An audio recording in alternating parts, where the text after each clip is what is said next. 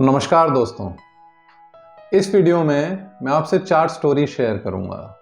In stories में आप देखेंगे कि किस तरीके से यूनिक या कॉम्प्लेक्स प्रॉब्लम्स के बड़े ही सिंपल से सॉल्यूशंस दिए जा सकते हैं और निकाले जा सकते हैं। बस हमारा एक देखने का नज़रिया अगर बिल्कुल सिंपल हो और प्रॉब्लम की जड़ तक जाए तो हम कितनी आसानी से सॉल्यूशन को निकाल सकते हैं। सबसे पहली स्टोरी में एक बहुत बड़ी कॉस्मेटिक्स कंपनी थी जो सोप मैन्युफैक्चर करती थी। उनके सामने ये प्रॉब्लम आई कि उनकी असेंबली लाइन पे कभी कभी एक आध कोई सोप का कवर खाली निकल जाता था और वो बॉक्स में पैक हो जाता था। ये कंपनी के लिए बड़ी दिक्कत की बात थी क्योंकि फिर मार्केट से शिकायत आती थी और कंपनी की गुडविल और रेपुटेशन पे बड़ा असर पड़ता था।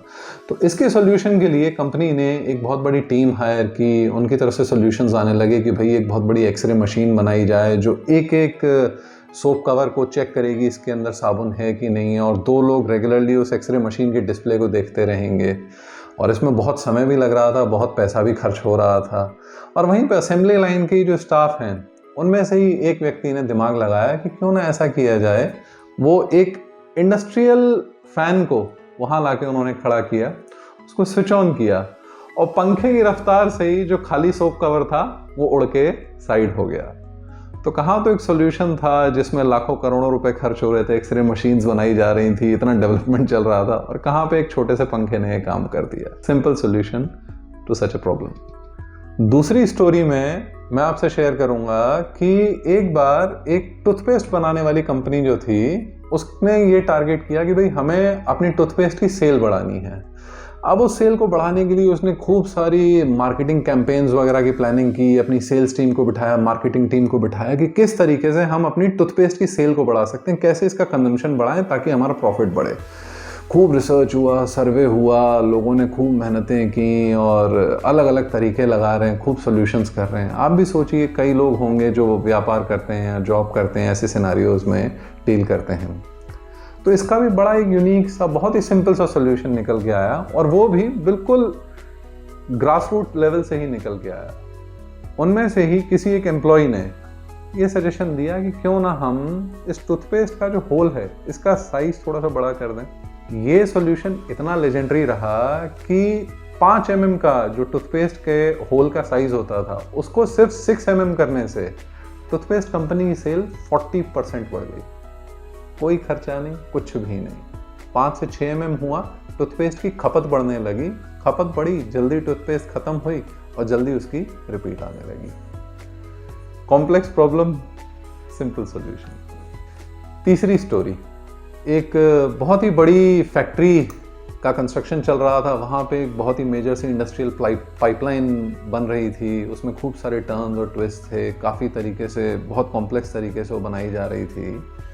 अब वो पूरी पाइपलाइन बन के तैयार हो गई। उसके बाद इंजीनियर्स को रियलाइज़ हुआ कि अरे यार, इसमें तो एक इलेक्ट्रिक वायर था, हमें एक तार निकालना था, वो तार तो हम इसमें डालना ही भूल गए।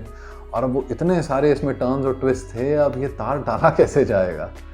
तो वो खूब दिमाग लगाने लगे, बहुत टेंशन में कि भाई इतना इन्वेस्टमेंट हो गया, इतना पैसा लग चुका और एक ज़रा सा वायर छूट गया और उस चक्कर में सारी दिक्कत हो गई। अब वहीं जब बातचीत हो रही थी तो एक बुज़ुर्ग थे, तो उनको ये बात पता चली, तो उन्होंने कहा ठीक है, मैं आपका समाधान कर दूंगा। बोले कि जी कैसे? तो ठीक है, आप एक काम कीजिए, आप एक बड़े चूहे को पकड़ के लाइए। बोले चूहे को?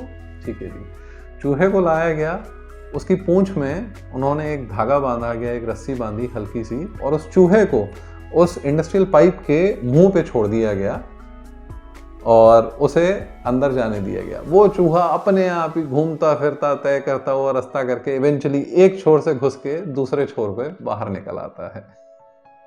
और ये जो रस्सी वो लेके आता है, इसकी मदद से ये तार डाल दिया जाता है। Complex problem, simple solution. सिर्फ एक देखने का नजरिया किस प्रकार से चेंज होता है और बड़ी से बड़ी मुश्किलों को, यूनिक से यूनिक परिस्थितियों के कैसे सिंपल से सॉल्यूशंस निकल के आते हैं। लास्ट 4th स्टोरी, इसमें क्या था कि एक बहुत ही बड़ी मशीन को तैयार करवा के मंगवाया गया था। अब उसे जहाँ पे इंस्टॉल करना था वो एक्चुअल में ज़मीन में एक बहुत बड़ा होल था, उस होल में उस मशीन को रखना था।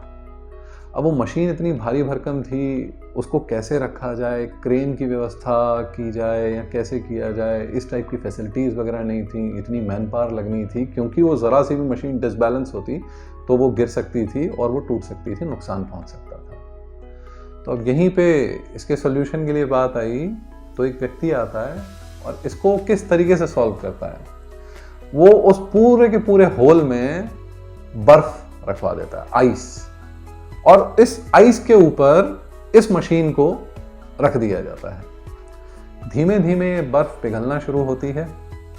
एक वाटर पंप को लगाया जाता है जिससे इस पिघलती हुई बर्फ का जो पानी है वो निकलता जाता है इस होल से। ये बर्फ धीमे धीमे पिघलती जाती है, ये मशीन धीरे धीरे धीरे करके उस होल में नीचे उतर जाती है और इवेंचुअली ये सारा का सारा पानी बाहर निकल के आ चुका होता है और ये मशीन इंस्टॉल हो जाती है। तो इसमें भी बड़ी यूनिक सी प्रॉब्लम का इतना सिंपल सा सोल्यूशन है। ये जो वर्ड है ना, out of the box thinking, इसको हम ऐसे क्यों ना सोचें कि क्या थिंकिंग इनसाइड द बॉक्स है, outside the box, just get rid of the box. Thank you.